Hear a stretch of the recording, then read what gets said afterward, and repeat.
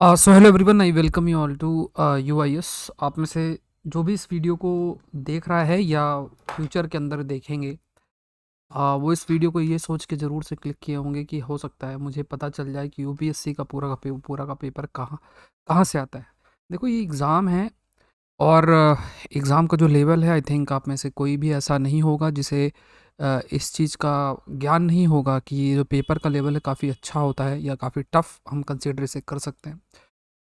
जो भी हमारी प्रिपरेशन की स्ट्रेटजी है, उस प्रिपरेशन की स्ट्रेटजी में बहुत सारे आयाम हैं। कुछ किताबें हमें पढ़नी हैं, ज़रूर से पढ़नी हैं, कुछ चीज़ें हमें प्रैक्टिस करनी हैं। बट कुछ एक एक ऐसा एक आप कह सकते हैं कि फॉर्मूलेशन है या फार्मूला है जिसे हमें ज़रूर से ऑप्ट करना चाहिए। और वो फार्मूला क्या है कि हमें प्रीवियस ईयर क्वेश्चंस को करना चाहिए। देखो, जनरली जब हम तैयारी करते हैं तो उसमें हमें ये लगता है कि जो भी यूपीएससी का प्रश्न पूछा गया है तो मैं जो भी किताबें पढूँ वहाँ से प्रश्न हो, और इस वजह से आप अपने जो सोर्सेस हैं उनको मल्टीप्लाई करते चले जाते हैं। ये बात को बहुत ध्यान से समझना। तो जैसे मान लो हिस्ट्री, आप हिस्ट्री पढ़ रहे हो और या एनवायरनमेंट पढ़ रहे हो, कोई प्रश्न आ गया एनवायरनमेंट से, तो आपने जो एक किताब पढ़ी है उसके बाद 4 किताबें और ऐड कर दोगे। हिस्ट्री में एक किताब पढ़ी है, 4 किताबें और ऐड कर दोगे। ये सोचिए कि फ्यूचर में जो भी प्रश्न आएगा उसके लिए भी मुझे इतनी सारी किताबें पढ़नी है और इन किताबों से ही प्रश्न आएगा। लेकिन इसका उल्टा है। उल्टा क्या होता है? उल्टा इसका ये है कि अगर सपोज़ आपने 7-8 जो किताबें हैं उनको कवर कर ली बढ़िया तरीके से, 8-10 बार जितनी बार हो सके पढ़ लिया। कुछ सब्जेक्ट में आपको टीचर्स की ज़रूरत है, उन सब्जेक्ट्स को आपने कर लिया।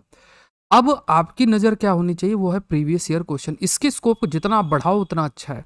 और ये समझो कि बढ़िया एक अगर आपने किताब खरीदी जिसमें प्रीवियस ईयर क्वेश्चंस दिए हुए हैं, साथ में सॉल्यूशन दिए हुए हैं, आपने उसको बढ़िया से पढ़ा, सॉल्यूशन देखा और फिर जो किताब पढ़ी, फिर सॉल्यूशन क्वेश्चन पढ़ा, सॉल्यूशन देखा, और ये आपको मान के रखना है कि जो भी ये क्वेश्चन में टॉपिक कवर्ड है, एक बार जब आपने सॉल्यूशन और उसका एक्सप्लेनेशन देखा तो आपका वो टॉपिक भी कवर हो गया। तो ये मान के हमें नहीं पढ़ना है कि पहले 15 किताबें पढ़ें और फिर क्वेश्चन करें। देखो, कोई भी स्टैटिक का क्वेश्चन अगर है तो यूपीएससी ने 20-25 साल में ज़रूर से पूछा होगा। अभी मैं आपको कुछ ही स्क्रीनशॉट और क्वेश्चंस जो शो कर रहा हूँ, जिससे आपको ये पता चल जाए कि कितने सारे क्वेश्चंस जो हैं वो रिपीटेड होते हैं।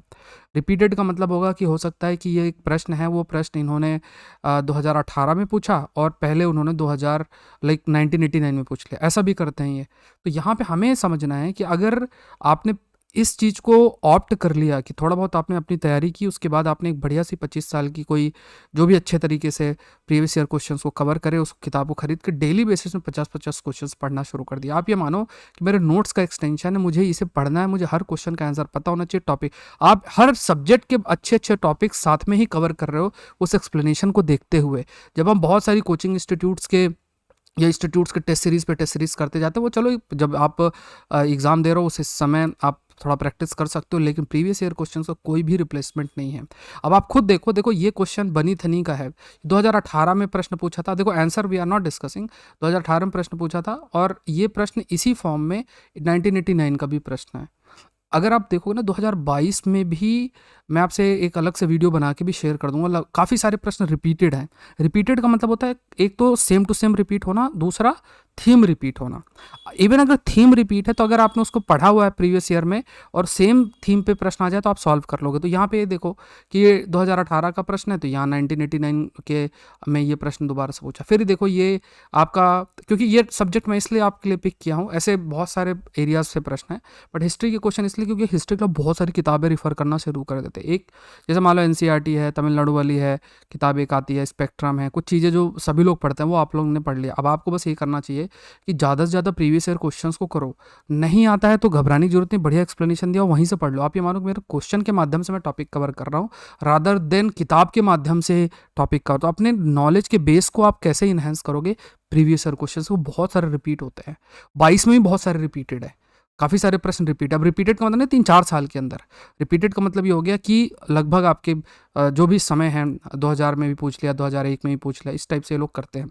अब वो भी उन्हें भी पता है कि अगर ऐसा नहीं कि 3-4 साल पहले क्वेश्चन ही सारे 10 एक साथ वही रिपीट कर दिए, तो ऐसा वो लोग भी कोई ना कोई सॉफ्टवेयर फार्मूला होगा जैसे कि ये ना करें। बट हाँ, क्योंकि एक क्वेश्चन बैंक इनके पास सेम ही होता है, तो उस क्वेश्चन को ये लोग यूज़ करते रहते हैं, खासतौर से स्टैटिक पार्ट है।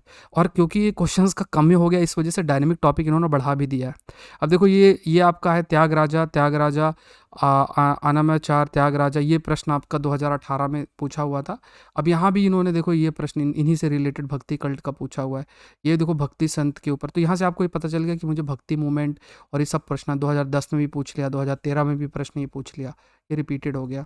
फिर उसके बाद देखो यहाँ पे ऐसे मैन्युफैक्चरर्स से रिलेटेड इन्होंने पूछा, सोलर एनर्जी, सोलर इन सब से, ये उसमें भी दिया था, इकोनॉमिक सर्वे में भी उस साल के दिया हुआ था।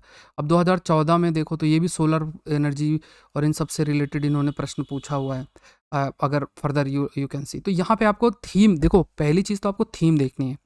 बहुत सारे सेम टू सेम रिपीट होते हैं, कई बहुत सारे आपकी थीम्स रिपीट होती हैं, तो आपको पता अच्छा ये थीम है क्या, मुझे इसके हर डायमेंशन का पता है क्या, तो उस डायमेंशन को आप रीड कर सकते हो, इंटरनेट का सहारा आप ले सकते हो। अब देखो 2018 का प्रश्न है ये, लीफ मॉडिफिकेशन किस तरीके से है, डेजर्ट एरिया में क्या होता है, तो ये आपका दिया सेम टू सेम रिपीटेड है। ये 2013 के अंदर इन्होंने प्रश्न पूछा हुआ है, ये देखो ये रिपीटेड है।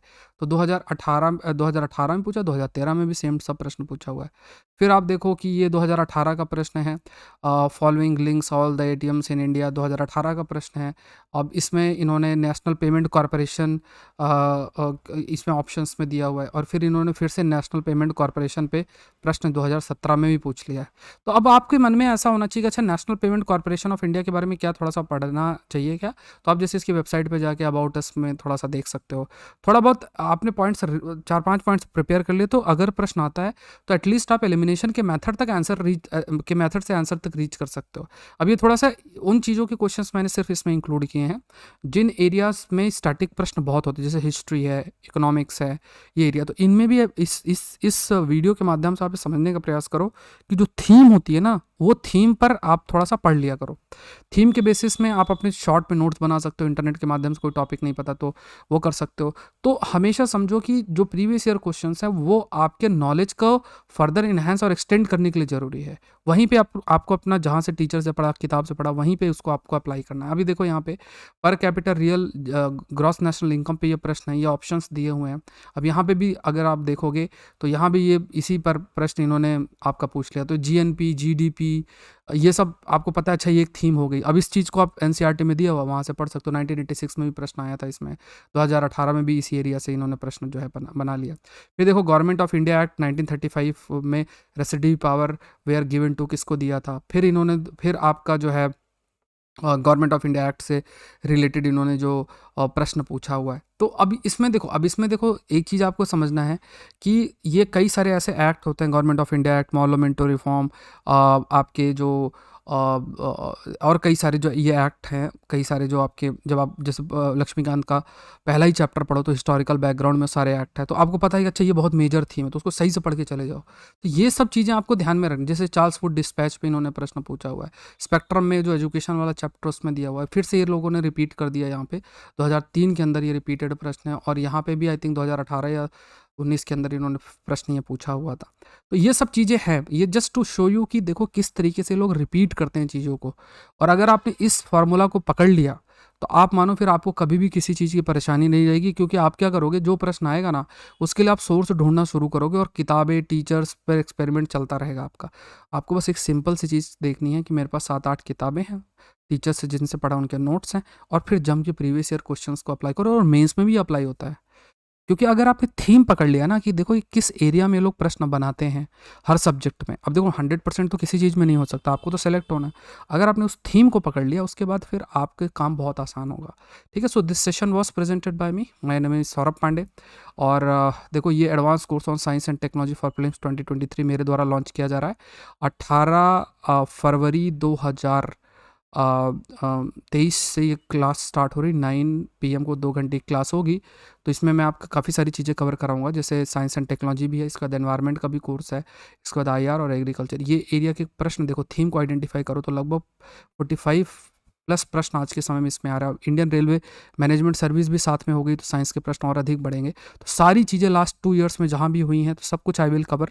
तो ये थोड़ा सा आप ध्यान रखें, इंपॉर्टेंट है आपके लिए। तो ये सारे कोर्सेस मैं आपके लिए कवर करूँगा। तो किस तरीके से आपको ज्वाइन करना, अनअकैडमी में जाओ, ठीक है। अनअकैडमी में गए, unacademy.com में गए, फिर यूपीएससी सीएससी सेलेक्ट करो, कोड डाल दो SPLIVE और ज्वाइन कर लो। और जब आप ज्वाइन करते हो, जैसे मान लो आपने 6 महीने साल भर के लिए जुड़े, तो ये मेरे कोर्सेज तो देख पाओगे। पॉलिटी, हिस्ट्री, ज्योग्राफी, इकोनॉमी, जितने सब्जेक्ट्स पढ़ने सारे कोर्सेज, CSAT ऑप्शनल सब कुछ एक्सेस कर सकते हो। बहुत अच्छी अपॉर्चुनिटी है, अनअकैडमी के साथ आप ज़रूर से जुड़ें। और अभी जैसे आज फ्री क्लास 5th क्लास है आज आपकी, तो उसमें भी आप लोग हिस्सा बने ज़रूर से। तो अभी ऑफ़र चल रहा है फरवरी 16 से 21 तक का 30% का ऑफ भी है। तो यहाँ पे आपको ये बैच कोर्स भी लॉन्च हो रहे हैं, आरंभ और लक्ष्य। तो you have to use the code SPLIVE और आप ज्वाइन कर सकते हैं। तो ये बहुत अच्छी अपॉर्चुनिटी है आपके लिए। देखो ये बैच कोर्सेज हैं, इन बैच कोर्सेज का आप हिस्सा ज़रूर से बन सकते हैं। तो आज के लिए इतना ही। आई होप ये सेशन आपके लिए हेल्पफुल रहा होगा। लिंक आपको जो है डिस्क्रिप्शन बॉक्स में मिल जाएगा अनअकैडमी का, तो उनमें आप जाके अपना ज्वाइन कर सकते हैं। कोड याद रखना है जिससे आपको सारे बेनिफिट्स मिलते हैं, वो that is SPLIVE। Thank you everyone, thank you.